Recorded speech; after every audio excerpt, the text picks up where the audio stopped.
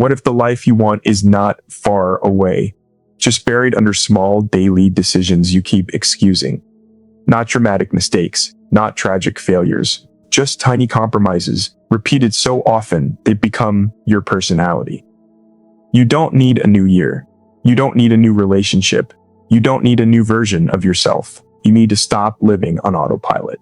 Because the uncomfortable truth is this: your future is not waiting for you. It's being built right now, in how you respond to pressure, how you handle boredom, how you manage money, how you choose partners, how you spend your evenings when no one is watching. And if you're honest, you already know where you've been choosing comfort over growth. So before we talk about becoming 1% better, ask yourself something harder. Are your daily habits creating the woman you admire or the one you quietly resent? Let's get honest. Radical self-awareness begins where comfort ends. Most people say they want growth, but what they really want is reassurance.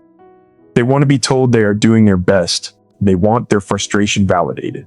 They want external reasons for internal outcomes. But if you are serious about improving even 1% a day, you cannot afford that luxury. You have to look at yourself without defense, without soft language, without the protective story you tell others to maintain your image. The gap between who you are and who you could be is not created by fate. It is created by repeated decisions you justify. And until you see that clearly, you will keep working on the wrong problem. Self-awareness is not about listing strengths and weaknesses like a personality quiz. It is about identifying patterns that quietly shape your life. Notice how often you say you value peace, but choose arguments. Notice how often you say you want loyalty, but entertain people who consistently show inconsistency. Notice how often you claim you are busy building your future while spending hours consuming other people's lives on the screen. These contradictions are not accidents. They are evidence. And evidence does not care about your intentions. It only reflects your behavior. When outcomes do not match desires, the intelligent response is not self-criticism or self-pity. It is investigation. Most women are not lacking intelligence. They're lacking brutal self-audits. You say you're tired of being underappreciated in relationships. But what is the pattern? Do you overgive early? Do you ignore red flags because attention feels flattering? Do you avoid difficult conversations because you fear losing someone? Each of those choices has a trade-off. Overgiving creates imbalance. Ignoring red flags postpones pain but multiplies it later. Avoiding confrontation preserves temporary comfort but erodes long-term respect. The outcome you experience is rarely random. It is usually the compounded effect of tolerated behavior. There is a part of you that already knows this. That quiet voice that speaks after the argument ends. That clarity that comes at night when distractions are gone. That uncomfortable realization that you participated in the very situation you resent. Radical self-awareness means listening to that voice before the damage compounds, not after. It means catching yourself mid-pattern and asking, why am I choosing this again? Not in a dramatic way, not with shame, but with clinical curiosity. Because without awareness, you will repeat what feels familiar, even if it hurts you. Human beings are wired to protect their self-image. It is easier to believe that circumstances are unfair than to admit misjudgment. It feels safer to label others as toxic than to examine why you are attracted to instability. But growth demands that you separate ego from evidence. If you consistently attract emotionally unavailable partners, that is not coincidence. There is something in you that is comfortable with distance. Maybe you equate inconsistency with excitement. Maybe stability feels boring because chaos feels familiar. If you refuse to explore that, you will simply meet the same personality in different bodies. This is where discipline enters. Discipline is not just waking up early or going to the gym. It is the discipline to interrupt your own emotional impulses. The discipline to pause when you feel triggered and ask, what am I protecting right now? My ego or my future? When someone ignores you and you feel the urge to chase, that moment is a crossroads. Chase for temporary relief, and you reinforce a pattern of seeking validation. Step back and tolerate discomfort, and you strengthen self-respect. One decision shapes identity. Repeated decisions shape destiny. Consider your daily focus. If you say your ambition matters, but your attention is scattered across gossip, comparison, and constant notifications, your results will reflect divided priorities. Focus is a finite asset. Every hour spent on low-value activity has an opportunity cost. That cost is invisible in the moment, but heavy over time. The book not read. The skill not practiced. The savings not accumulated. The boundaries not enforced. Misplaced focus does not feel destructive in real time. It feels harmless. But 10 harmless days become 10 stagnant months, and stagnation repeated long enough becomes regret.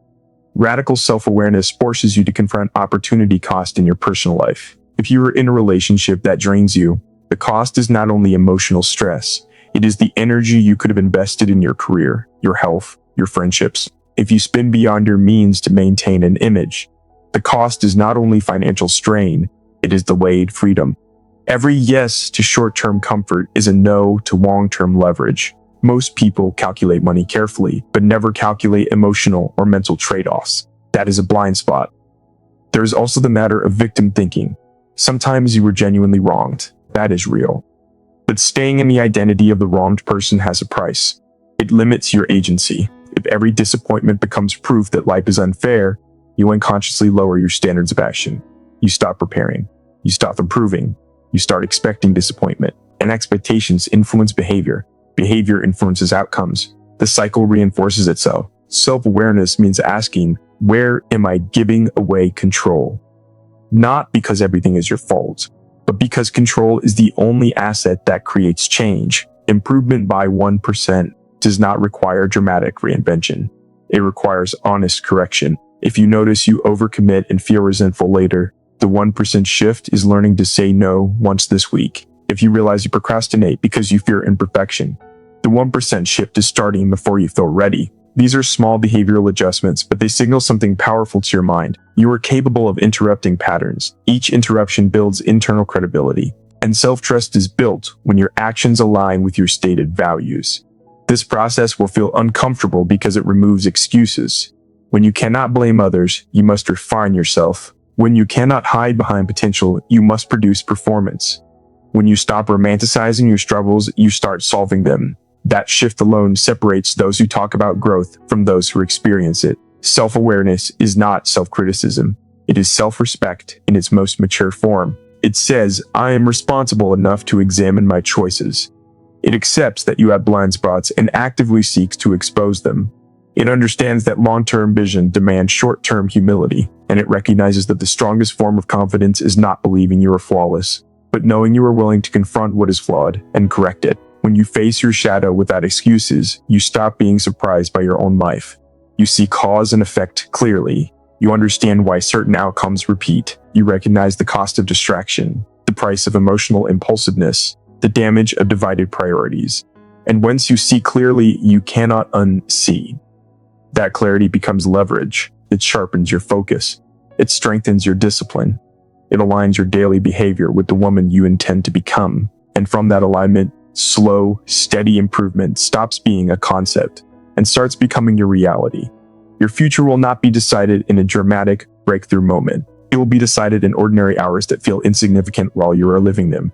Most people underestimate the weight of small decisions because the consequences are delayed. The human mind is not naturally wired to respect what compounds slowly. It reacts to urgency, not to accumulation. And that is precisely why so many intelligent women sabotage long-term progress with short-term comfort.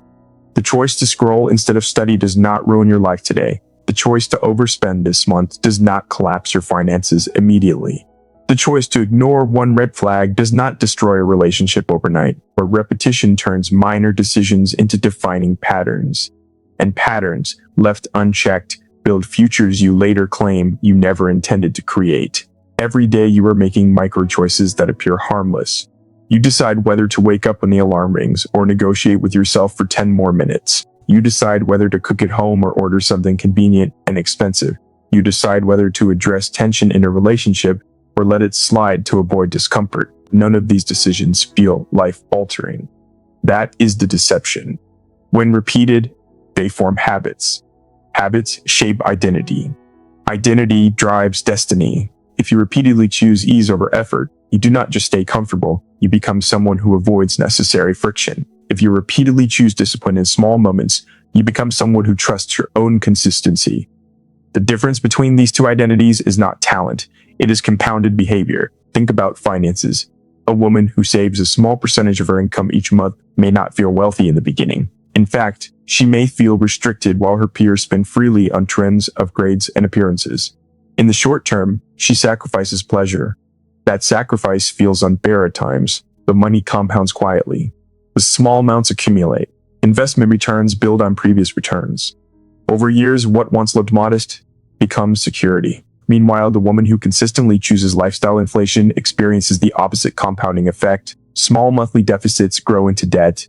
Interest compounds against her. Stress increases. The initial trade-off, comfort now versus security, later reveals its true cost only with time. The math was always working. It simply required patience. The same logic applies to emotional decisions. If you respond to every uncomfortable feeling with immediate action, texting back instantly, chasing reassurance, reacting in anger, you train yourself to avoid emotional discomfort. Avoidance compounds. Your tolerance for tension decreases. You become dependent on external validation to regulate your mood. Over time, this weakens your internal stability. On the other hand, if you practice pausing before responding, tolerating uncertainty, and choosing measured communication, your emotional resilience grows. The first few times feel unnatural. You may even feel exposed or anxious, but resilience compounds as well. Each pause strengthens your ability to stay grounded under pressure. That grounded presence changes how others treat you and how you perceive yourself. Career growth follows the same principle. Reading 10 pages a day feels insignificant. Learning one new concept does not immediately transform your expertise.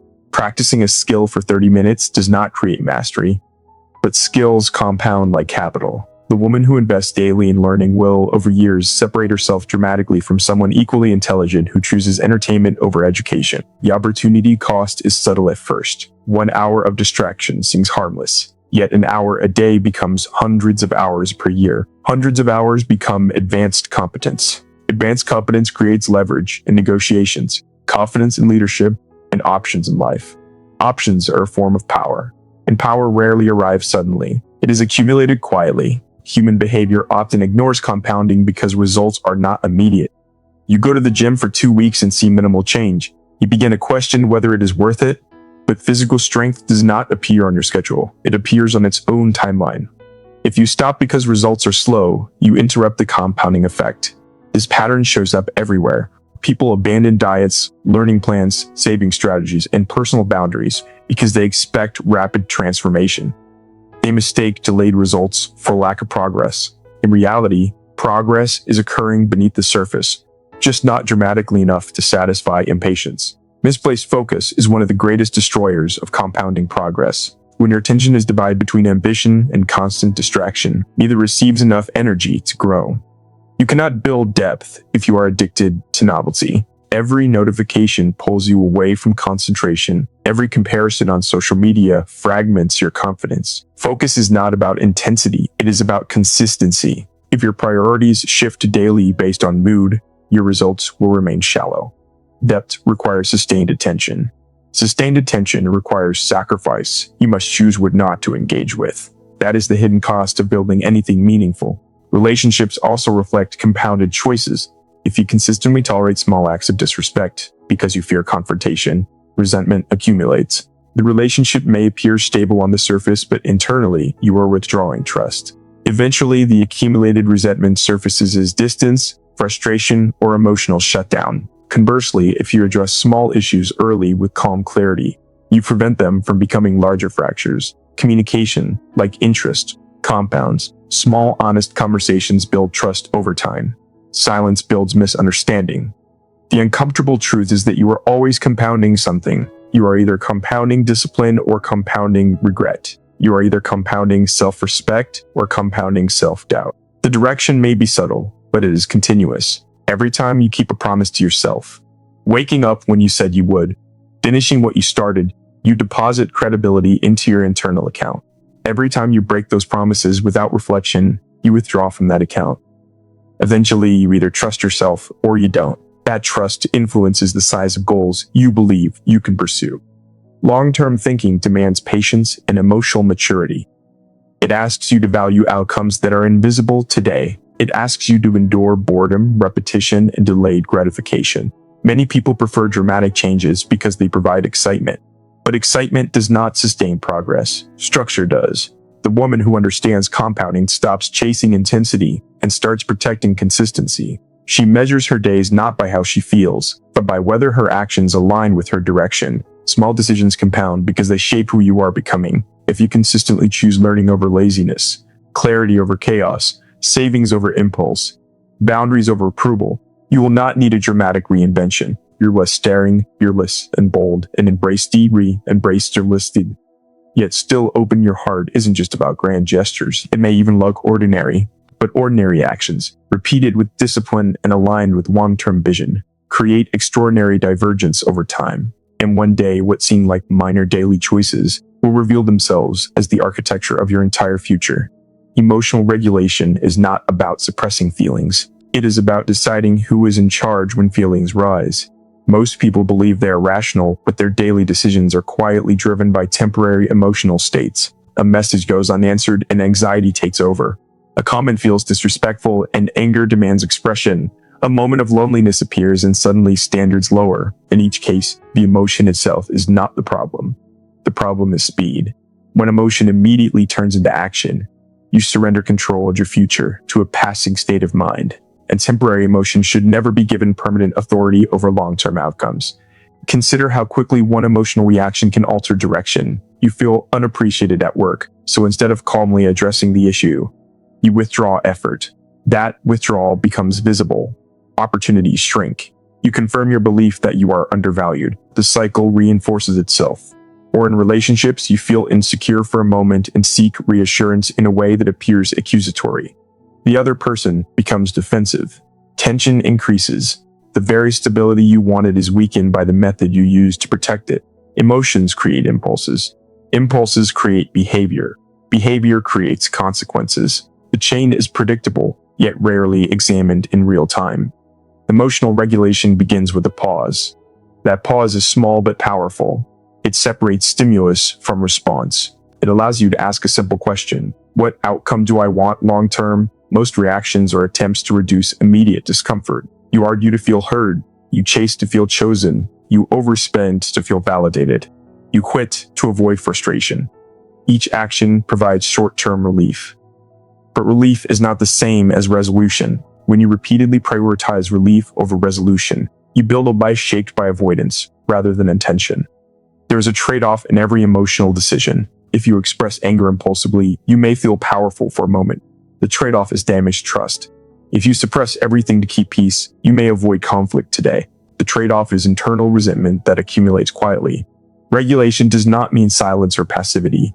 It means choosing the response that aligns with your values instead of your mood. Sometimes that means speaking calmly when you want to shout. Sometimes it means walking away when you want to argue. Sometimes it means sitting with loneliness instead of filling it with the wrong company. Human behavior reveals a simple truth. People who cannot regulate emotions struggle with consistency. Their motivation fluctuates with how they feel. On days they feel inspired, they are productive. On days they feel discouraged, they retreat. Over time, this creates uneven progress. Uneven progress weakens confidence because you cannot rely on yourself. Discipline requires emotional steadiness. You go to the gym when you feel tired. You work on your goals when you feel bored. You maintain boundaries even when you feel afraid of losing someone. Emotional regulation supports long-term thinking because it reduces the influence of temporary states. Misplaced focus often begins with unmanaged emotion. Comparison leads to envy. Envy leads to distraction. You begin measuring your timeline against others instead of refining your own path. Hours are lost to scrolling, analyzing, doubting. The original goal becomes secondary to emotional noise. Divided attention weakens output. Weakened output confirms insecurity. Insecurity fuels more comparison. Without regulation, your internal environment becomes chaotic, and chaos rarely produces excellence. In relationships, emotional regulation is a quiet form of power. When someone tests your boundaries and you respond with clarity instead of panic, you communicate self-respect. When you do not over-explain your standards, you signal confidence. Reactivity often comes from fear of loss. Stability comes from acceptance of possible loss. That acceptance changes your behavior. You stop negotiating your values to keep attention. You stop escalating minor issues into major conflicts. You evaluate patterns instead of reacting to isolated incidents. Over time, this creates healthier dynamics because your responses are consistent rather than volatile. There's also an internal benefit that is less visible but more significant. When you regulate your emotions, you reduce regret. Many people carry guilt not because they felt something, but because of how they expressed it. Harsh words spoken in anger, decisions made out of jealousy, opportunities rejected out of fear.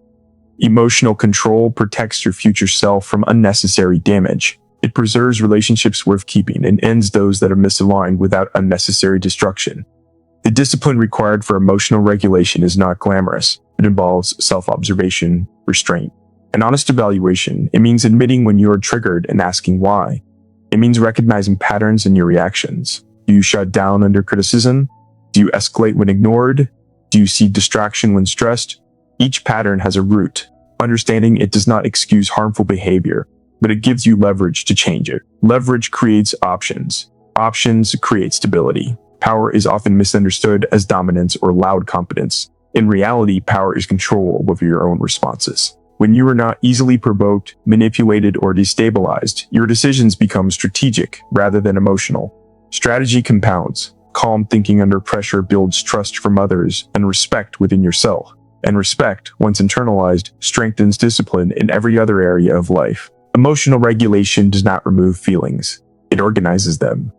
It ensures that your long-term vision remains stronger than your short-term impulses. Comfort is seductive because it feels harmless. It whispers that you deserve rest, that you can start tomorrow, that missing one session, one study hour, one difficult conversation will not matter. And in isolation, it rarely does. The problem is not comfort itself.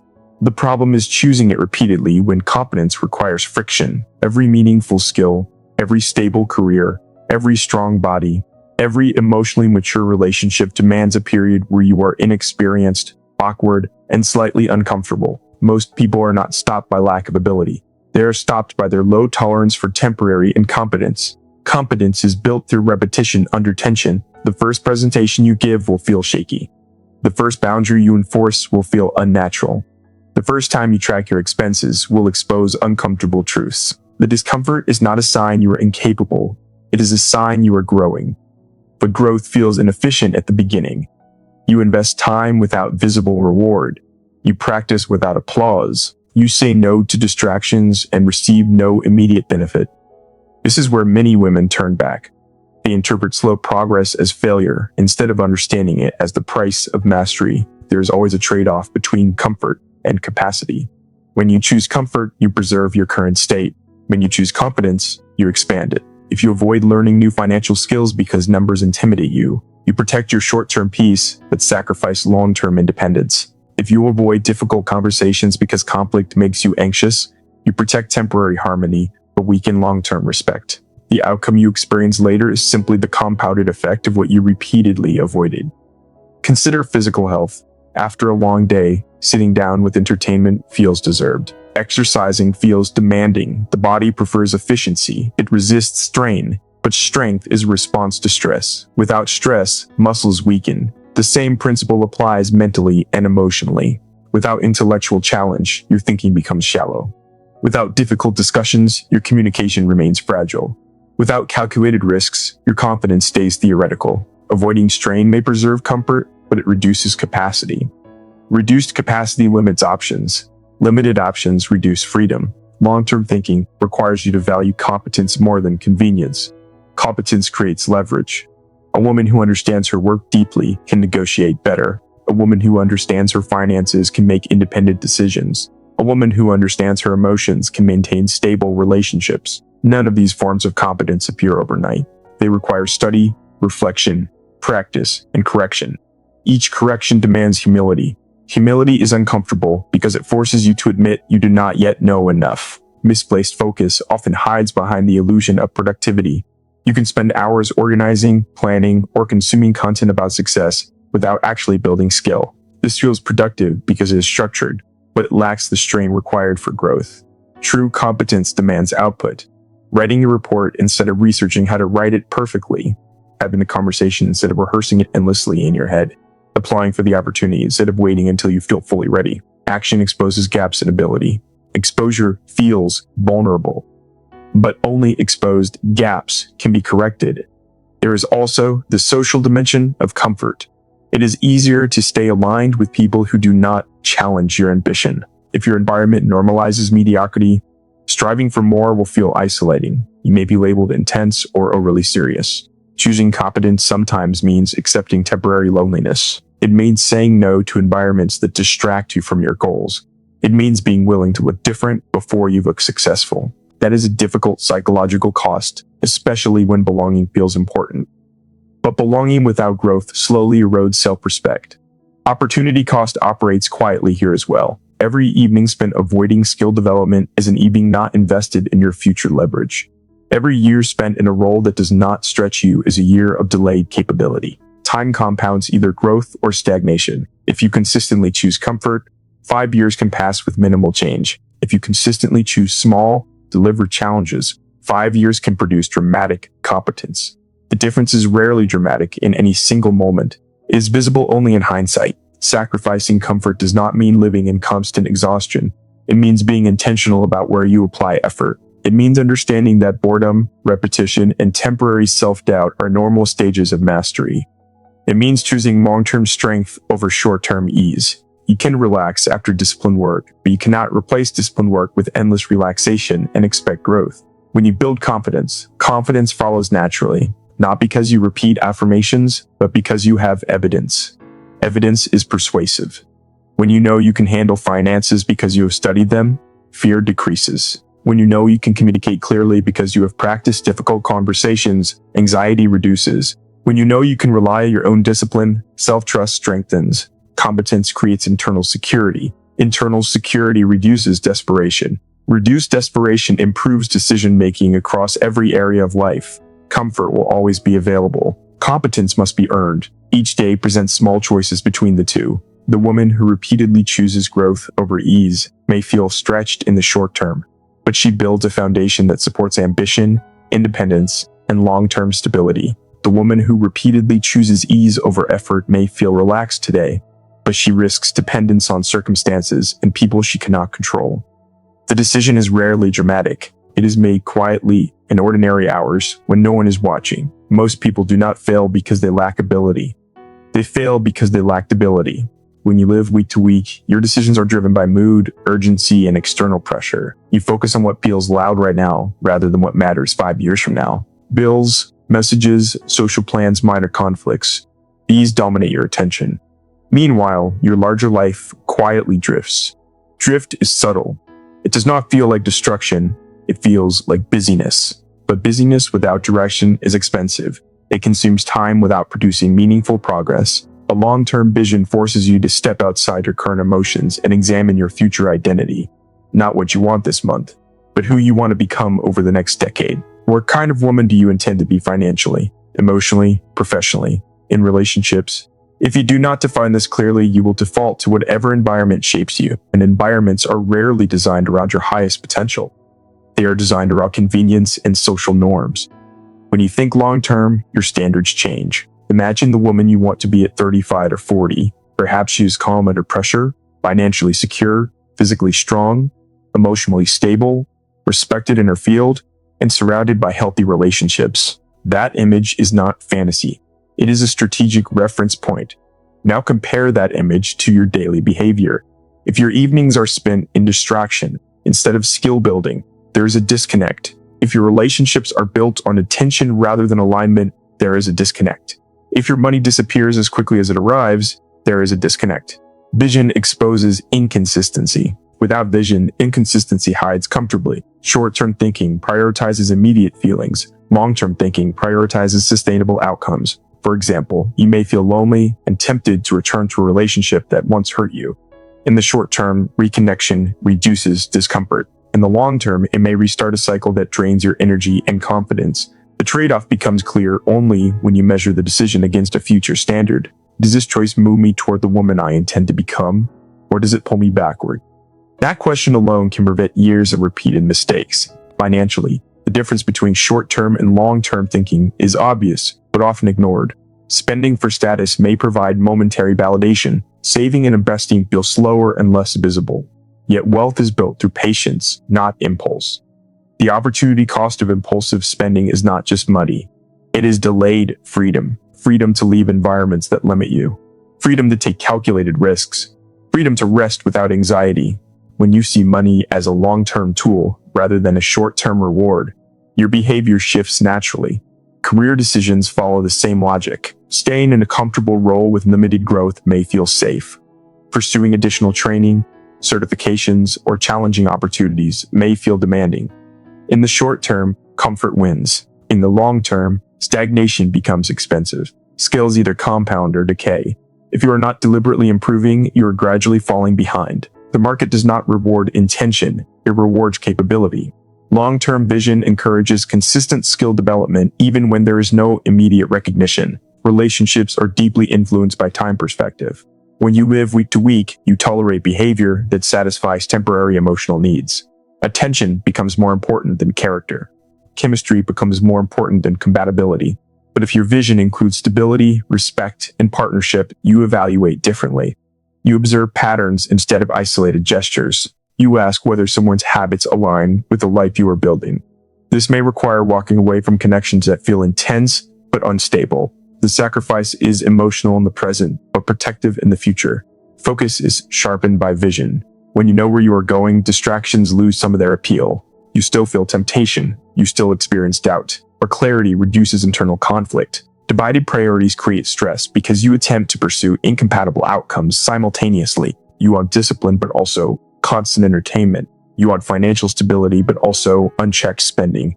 You want peace, but also drama. Vision forces you to choose. Choice creates sacrifice. Sacrifice creates alignment. There's also psychological strength in long-term thinking. It builds patience. When progress feels slow, you remind yourself of the larger timeline. A single difficult week does not define a decade. A temporary setback does not cancel a strategic direction. This perspective reduces emotional volatility. You stop making drastic changes based on short-term frustration. Instead, you adjust calmly, refine your plan, and continue. Living week to week feels easier because it requires less responsibility. You respond rather than design. But responding to life constantly puts you behind. Designing requires reflection. It requires quiet time to think about where you are headed and why. It requires writing down goals, tracking progress, and making uncomfortable adjustments. It requires saying no to opportunities that do not align, even if they appear attractive. When you build a long-term vision, your daily decisions gain context. Small habits connect to larger outcomes. Discipline stops feeling restricted and starts feeling purposeful. You begin to measure your days not by immediate pleasure, but by strategic progress. And slowly, almost invisibly, your life stops drifting and starts moving with intention. 1 year from now, your life will not reflect what you hoped for. It will reflect what you repeated, not what you posted, not what you planned, not what you felt motivated to start and then abandon. It will reflect your daily standards. If you chose awareness over denial, your mind will be sharper. If you chose discipline over impulse, your confidence will be quieter but stronger. If you chose competence over comfort, your independence will be real, not performative. If you chose emotional regulation over reaction, your relationships will feel stable instead of chaotic. If you chose long-term vision over short-term pleasure, your direction will feel intentional instead of accidental. Nothing in this process is dramatic. That's the point. Real transformation is not loud. It is repetitive. It is structured. It is sometimes boring. It often feels thankless. But it compounds, and compounding is unforgiving. It works whether you are conscious of it or not. Every day you are becoming more of something. More disciplined or more distracted. More emotionally stable or more reactive. More financially secure or more dependent. More focused or more divided. There is no neutral. The woman you want to become is not built in a breakthrough moment. She is built in the quiet decisions no one applauds. The early mornings, the uncomfortable conversations, the resisted impulses, the long-term investments, the boundaries held when it would be easier to bend. Stop waiting to feel ready. Stop negotiating with your potential. Stop romanticizing quick transformation. Choose direction. Choose discipline. Choose delayed gratification. And then repeat it tomorrow. Because 1% better, practice daily, is not small. It is destiny.